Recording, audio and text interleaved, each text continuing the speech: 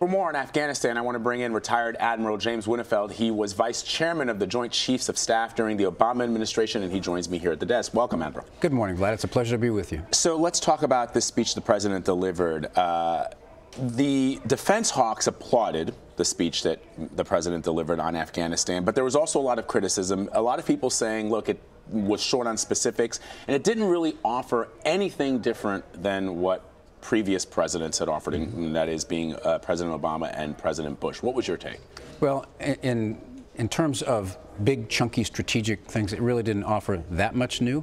There were some things that were different that he rolled out last night. One, of course, was he's not going to talk about troop numbers or deadlines anymore, which I think will be very comforting to the commanders on the ground in Afghanistan, although Congress will certainly have something to say about that when they get back, because they're going to be deeply curious about what this really means.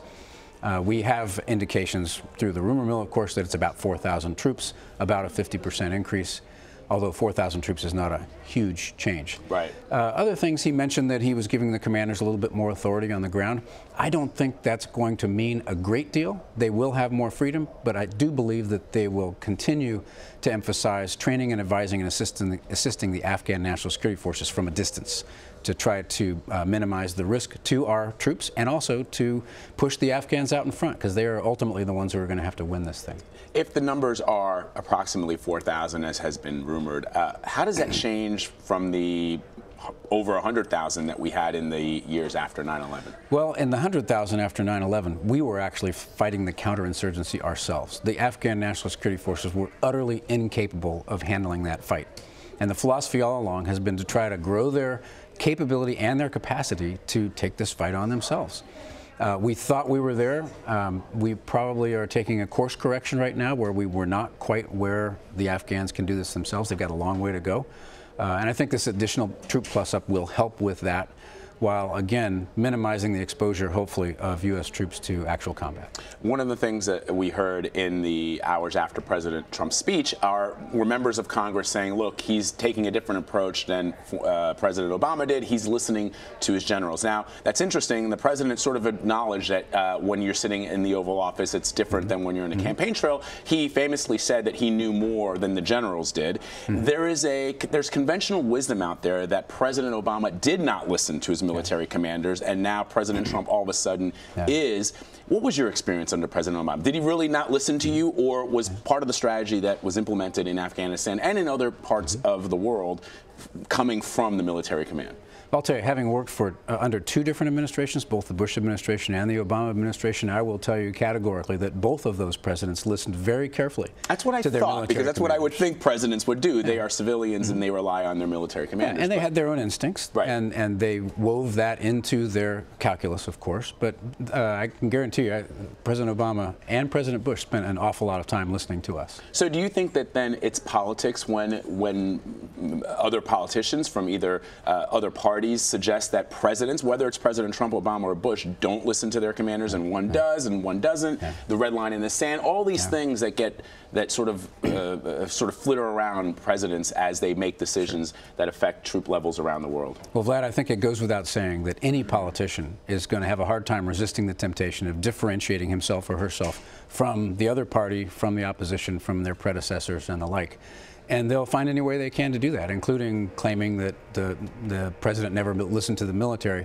I think all three of these presidents are listening very carefully to the military. It's evident last night that President Trump, who changed his mind and went against what he said was his instincts, he's been listening to the whole national security team, not just the military, as did Presidents Bush and Obama. Do you believe that the conflict in Afghanistan will be one like, and I don't mean one WON, I mean it will be similar to what we've experienced in Korea? In terms of, is this a long-term presence of U.S. forces, it's very possible that that will be the case. People often ask, what does victory look like in Afghanistan? And to the idealist, it would be, a fully transformed Afghan country with freedom and justice for all, a non-corrupt government, a thriving economy and the like. It's going to take a long time to get there. Because the president says we don't want a nation built. We don't want a nation. In Japan and South Korea, we sort of helped them become these economic powerhouses that they are. We did. And candidly, even though the president very clearly stated last night that we aren't going to nation build, a lot of what he President talked about actually sort of is about nation building, helping with the economy, having an end state where the Afghans can handle this conflict themselves. That sounds a lot like nation building to me. I do think if you say, what is victory for the United States in Afghanistan? You have to go back to our initial objective. And the strategic objective is that this country, this city, never be attacked again by terrorists operating out of that region, including Afghanistan. And that is really where we will measure success. And in order to continue to guarantee that, I think we're going to have to be around for a while. Geopolitically, the president talked about India and Pakistan. He specifically called out Pakistan as, in many instances, providing a safe haven for terrorists. What do you think of that strategy? Well, it's certainly nothing new that presidents have called out Pakistan on their somewhat duplicitous behavior sometimes. You know, we have a lot of common interests with Pakistan there, and we also have some differences with Pakistan. It's not a nice, neat, clear, cut and dried, black and white situation where you're either with me or you're against me. In that culture, you can actually undermine somebody at the same time you support them in order to sort of keep them in a nice band of control. We just have to treat this as it is, and diplomacy is going to be important. I think constant engagement of our military leaders over there with their military leaders, as has been the case for over a decade, is going to be very, very important. It's not a nice, easy solution with Pakistan. We didn't hear a lot about diplomacy, though, in the president's speech last night. Presumably that's behind the scenes, or do you think that there needs to be a beefing up of diplomatic and efforts to help the situation along? I'm not sure, Vlad, that it was an intentional oversight to not mention diplomacy. It goes without saying that if you're going to deal with Pakistan, there's going to be a lot of diplomacy that has to happen. There's a lot of diplomacy that will happen with our NATO allies and other partners around the world who are helping in Afghanistan. And there are encouraging signs there. So I don't think the speech last night rules out diplomacy in any way, shape, or form. I think the other big D that we need to think about is development there. And we've tried for over a decade again to try to help develop Afghanistan. The president said we aren't going to nation build, but inevitably we're going to help those folks rise out of what they are into something that's more self-sustainable. Final question, Admiral. As we talked about the comparisons, for example, in some of the long-term conflicts the United States has been involved in, specifically Korea. But in Korea, so far, Americans don't die because they're face-to-face with the North Koreans across that DMZ.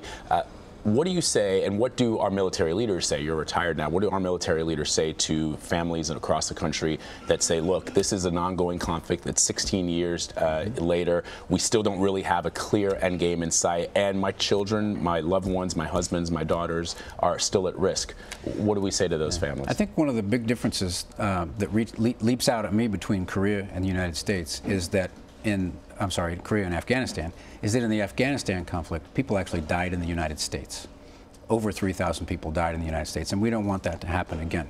Now, how imminent is that threat? I think we've done a very good job over the last few years of suppressing that threat in Afghanistan. If we were to withdraw completely, there's every possibility that that threat could reemerge from that region, and of course we don't want that to happen. So I would tell the moms and dads of America who are sending their young sons and daughters into the military who could potentially end up in Afghanistan, that they're performing an essential service for the country.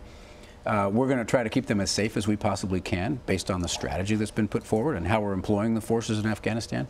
But it's an important mission. If it weren't, I don't think you would have had President Trump changing his mind on it. Absolutely. Admiral Winnefeld, always good to see you, sir. Thank you very much. A pleasure, Vlad.